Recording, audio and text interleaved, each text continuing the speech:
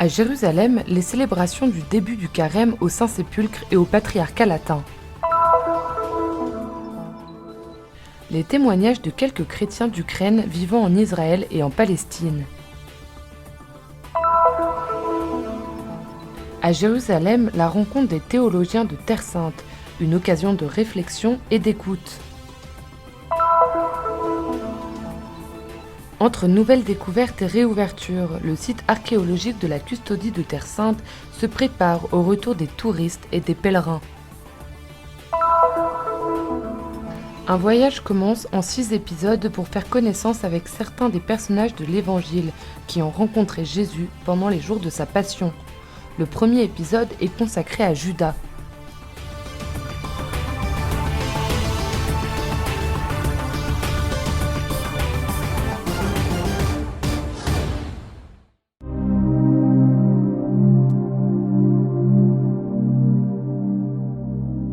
Avec la célébration du mercredi des Cendres, un nouveau chemin commence pour l'Église.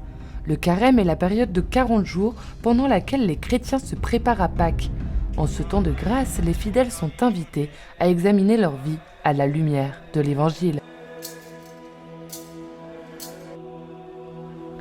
À Jérusalem, dans la basilique du Saint-Sépulcre, la messe a été présidée par frère Jacobus Maria. Il a lancé un appel aux fidèles. « Profitons du carême pour nous repentir », a-t-il dit. « Regardons nos vies. Que dois-je améliorer ? Qu'est-ce qui va bien ? Où est-ce que je vais ? Quel est le but de ma vie ? Jésus veut que nous utilisions ce temps pour nous débarrasser des choses inutiles qui nous séparent de Dieu et du prochain. Après 2 années de restrictions dues à la pandémie, le Saint-Sépulcre peut à nouveau accueillir aujourd'hui les nombreux fidèles venus pour le début du carême. Le tombeau vide témoigne du fait que même dans les moments difficiles, l'espoir reste vivant dans le cœur de ceux qui croient. C'est vraiment une joie que le Seigneur nous accorde avec la présence de nos pèlerins. Aujourd'hui est un moment de joie et aussi d'espoir. La prière de voir des temps meilleurs est en train de se réaliser.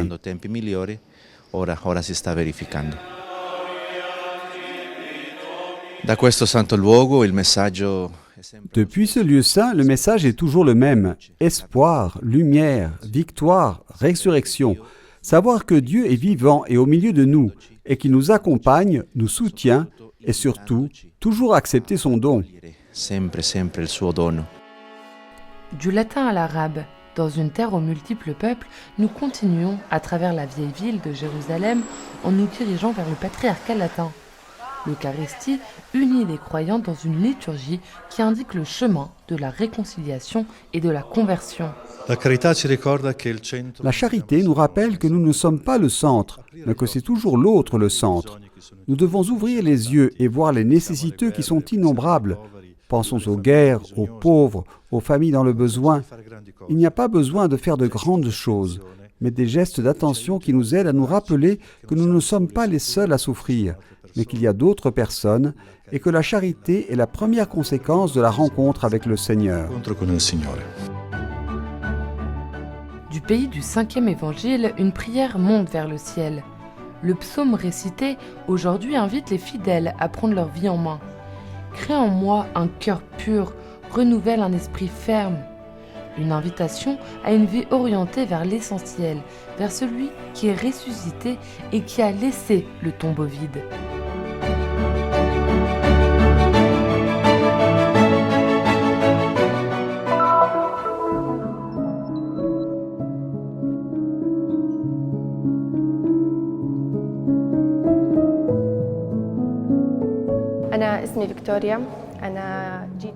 Je m'appelle Victoria, je suis née en Ukraine.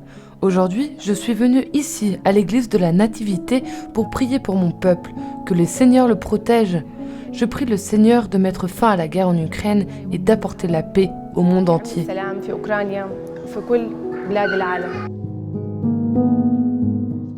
Nous avons rencontré des personnes d'origine ukrainienne qui vivent en Israël et en Palestine. Il y a beaucoup de peur parmi les gens, et beaucoup de personnes, y compris ma famille, ont fui à la campagne. Malheureusement, 30 ans après l'indépendance, je tiens à dire que cela me fait vraiment mal au cœur. Dima est né à Kiev. Il a 26 ans et vit à Jérusalem depuis qu'il a 5 ans. Mais il a toujours des amis et des connaissances en Ukraine. La première chose que je fais tous les matins dès que je me réveille, je regarde sur mon portable pour voir si Kiev est tombé ou est toujours aux mains des Ukrainiens. Pour de nombreux Ukrainiens et Russes en Israël, c'est devenu une routine quotidienne chaque matin depuis une semaine. Soudain, cette composante ukrainienne de mon identité est devenue extrêmement pertinente et importante, comme je ne l'avais jamais imaginé. Tout à coup, je me suis retrouvé très impliqué et j'ai ressenti un fort sentiment patriotique envers un pays que j'ai visité, mais dans lequel je n'ai jamais vécu en tant qu'adulte. Le 2 mars, mercredi des Cendres, un moment de prière a été organisé dans la basilique du Saint-Sépulcre avec la récitation du chapelet en langue ukrainienne. Danilo est un séminariste du diocèse grec catholique de Vienne, mais il est originaire de Louviv, une ville de l'ouest de l'Ukraine. Une partie de sa famille y est restée. Il est là, à Jérusalem, pour une année de service. Comment puis-je donner ma contribution ? Comment puis-je être là pour ma famille, pour les gens de mon pays d'origine ? Je me suis lentement rendu compte que j'avais probablement été placé ici à Jérusalem, lieu de la mort et de la résurrection de notre Seigneur, pour une raison. La communauté catholique de Nazareth s'est également réunie pour prier pour la paix en Ukraine. Nous avons accepté l'appel du pape François à une journée de prière et de jeûne pour la paix en Ukraine. Nous l'avons fait avec la simplicité de Nazareth, avec la spiritualité de Nazareth, simplicité, vie quotidienne.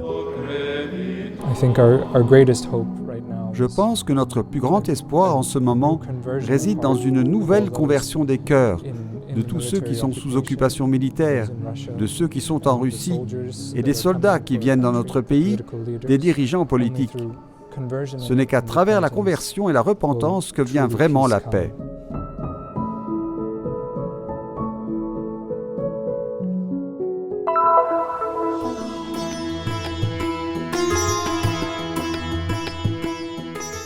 Des étudiants en théologie de différents instituts et charismes se sont réunis à Jérusalem pour un moment de réflexion et d'écoute, organisé par le Studium Theologicum Salesianum. Cette belle idée est née parce que nous vivons ce chemin synodal à Jérusalem.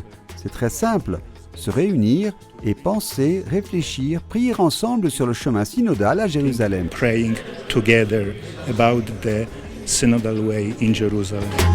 Un synode qui en Terre Sainte est particulier en raison de l'identité propre de l'Église locale. Sinonimo di chiesa e sinodo, lo dicono anche i padri della chiesa. Synonyme de l'Église et synode, les pères de l'Église le disent aussi, et les membres de l'Église sont appelés disciples du chemin. Le synode est donc constitutif de l'identité de l'Église. Ici, en Terre Sainte, nous faisons ce voyage ensemble, rencontrant le Seigneur sur le chemin d'Emmaüs, dans les différentes paroisses, congrégations, mouvements. Nous devons inclure la théologie, qui est le fondement de la pensée de l'Église, et surtout nos étudiants en théologie. La teologia è il fondamento del pensiero della Chiesa e soprattutto i nostri studenti di teologia. La grande spécificité de ce synode est qu'il est plus qu'un synode d'évêques, plus qu'un synode de prêtres. Le Saint-Père souhaite vraiment que tous participent, expriment leur communion, participent pleinement et se sentent au centre de la mission de l'Église. Les thèmes abordés lors de cet événement comprenaient le synode et la mission de l'Église, les chrétiens de langue hébraïque, les migrants et la diversité, les femmes et l'œcuménisme, les jeunes et les laïcs, les marginalisés et apprendre à écouter. Nadine Bittard a souligné dans son discours que de même que la foi ne vaut rien sans les mots, l'écoute ne vaut rien sans l'action. Nous espérons que le synode sera l'occasion pour l'Église d'écouter les préoccupations des jeunes et de marcher avec eux pour les conduire sur le bon chemin et les faire sortir des ténèbres de la vie pour voir la lumière du Christ au bout du chemin.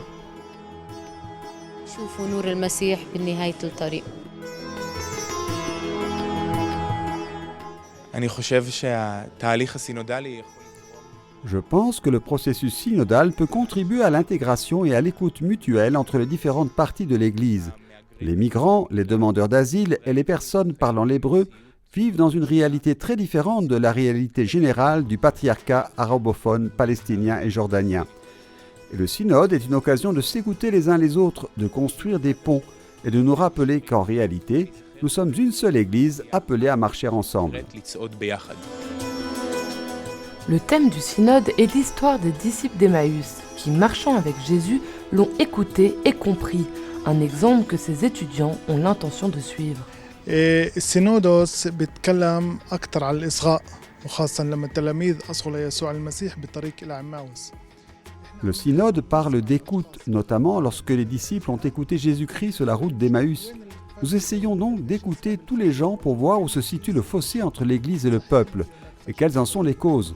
Nous essayons de trouver un moyen d'y faire face, de surmonter les difficultés et de réduire cette fracture autant que possible. ونتخطى هاي الأسباب ونتخطى هاي الصعوبات لتن نقدر نصغر يعني نعمل هاي الفجوة أكثر أصغر لتنو نشوف إيش ممكن نوصل ونساعد الشعب لتنو الكنيسة توصل لجميع الأشخاص.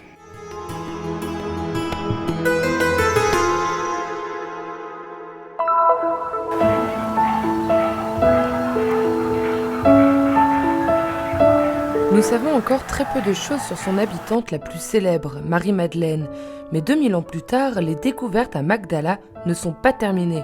En témoigne la deuxième synagogue de l'époque de Jésus, mise au jour il y a quelques semaines, à moins de 200 mètres de celle découverte en 2009. À l'époque, le culte et les sacrifices n'avaient lieu que dans le temple de Jérusalem. Aussi, cette nouvelle découverte constitue une contribution importante à la documentation de la fonction des synagogues. La synagogue est un lieu de rencontre ainsi qu'un lieu de prière et d'enseignement de la Torah. Et donc, autour de la synagogue, il y a des groupes juifs que nous connaissons bien en Galilée et qui sont très importants, avec lesquels Jésus interagit à plusieurs reprises, même autour du lac. Avant sa déconstruction par Titus en 67 après Jésus-Christ, Magdala était une ville portuaire florissante de plus de 40 000 habitants, célèbre pour son industrie du poisson et ses thermes. Nous marchons sur des pavés romains et il est donc légitime de penser que là où nous posons nos pieds, les disciples, le maître et aussi Marie-Madeleine ont posé leurs pieds, puisque des femmes suivaient Jésus. Il y a 3 sites archéologiques à Magdala. La custodie de Terre Sainte, à l'ombre de l'ancien château d'eau, sera bientôt ouverte aux visiteurs. Une petite communauté de frères vit ici depuis quelques mois. Nous ne sommes que 2, mais nous essayons de vivre comme une véritable communauté franciscaine. Notre service ici à Magdala est avant tout de garder cet endroit sûr et d'en prendre soin.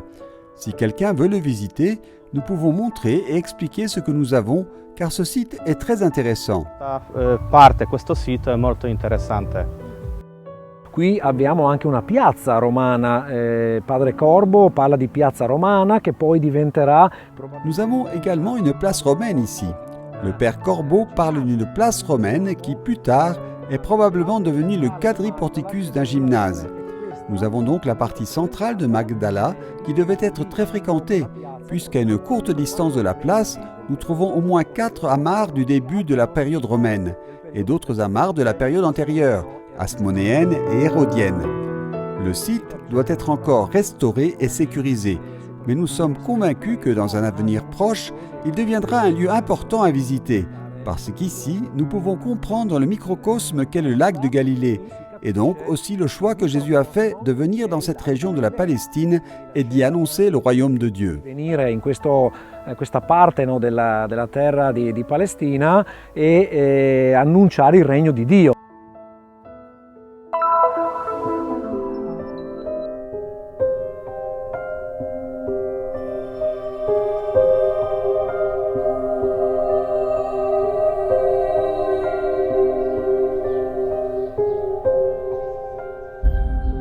La grotte de la trahison est le lieu où la tradition situe le baiser du Judas et l'arrestation de Jésus. On peut donc dire que c'est ici que commence la passion. En ce carême, le frère Enrico Majorano, nous accompagne à la découverte de quelques-uns des personnages de l'Évangile qui ont rencontré Jésus pendant les jours de sa passion. Un rendez-vous hebdomadaire qui nous conduira de Gethsémani, le lieu où Jésus a été trahi et capturé, à la croix et au sépulcre. Nous rencontrons d'abord Judas. Du point de vue archéologique, c'est le lieu le plus ancien de toute la région de Gethsémani. Le nom Gethsémani signifie « pressoir à huile ». Il est fort probable qu'un pressoir à huile ait été taillé dans la roche ici à cet endroit. Les graffitis et les peintures au plafond témoignent de la grande dévotion qui a toujours entouré ce lieu. Siamo al fondo della Valle del Cedron. Nous sommes au fond de la vallée du Cédron. C'était un lieu connu de Jésus et des apôtres. En fait, les évangiles nous disent que c'est là que Jésus est allé après la dernière scène. Et Judas connaissait aussi cet endroit, car Judas avait l'habitude de se retirer ici avec les 12. En fait, ce lieu est également appelé la grotte des apôtres, précisément pour indiquer la familiarité que Jésus a éprouvée ici avec les siens. Jésus était aussi avec le Maître depuis 3 ans. Et même si les évangiles le dépeignent immédiatement comme un voleur et un traître, il était en fait quelqu'un qui avait été appelé par Jésus. Certains sont allés jusqu'à l'appeler la grotte de l'amitié. Dans ce cas, la perspective est précisément celle de Jésus qui a fait ici l'expérience de l'intimité avec les siens, s'est laissé embrasser par Judas et l'a appelé ami jusqu'au dernier moment.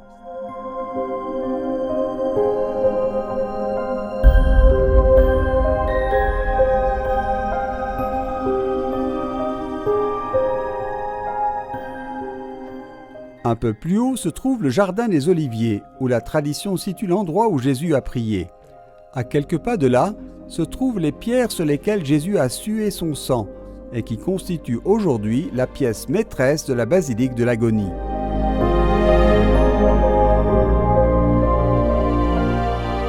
I Vangeli ci dicono che sia Satana ad essersi impossessato. Les évangiles nous disent que Satan a pris possession de Judas. Sans doute une façon d'atténuer un peu sa responsabilité face à la grande culpabilité que ressentait Judas. En fait, Jésus lui-même s'est adressé à Judas avec des mots encore plus forts. Mieux aurait valu pour cet homme qu'il ne soit jamais né.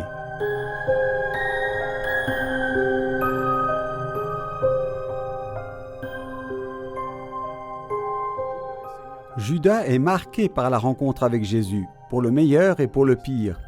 Même ses derniers gestes sont tous en relation avec lui. La tentative de rendre les 30 pièces d'argent pour le libérer à nouveau est le geste extrême du suicide. En fin de compte, je crois que la plus grande erreur de Judas n'est pas tant d'avoir trahi Jésus, Pierre l'a fait aussi, mais de s'être trahi lui-même. Il a oublié qu'il avait été choisi et aimé en premier par le Christ.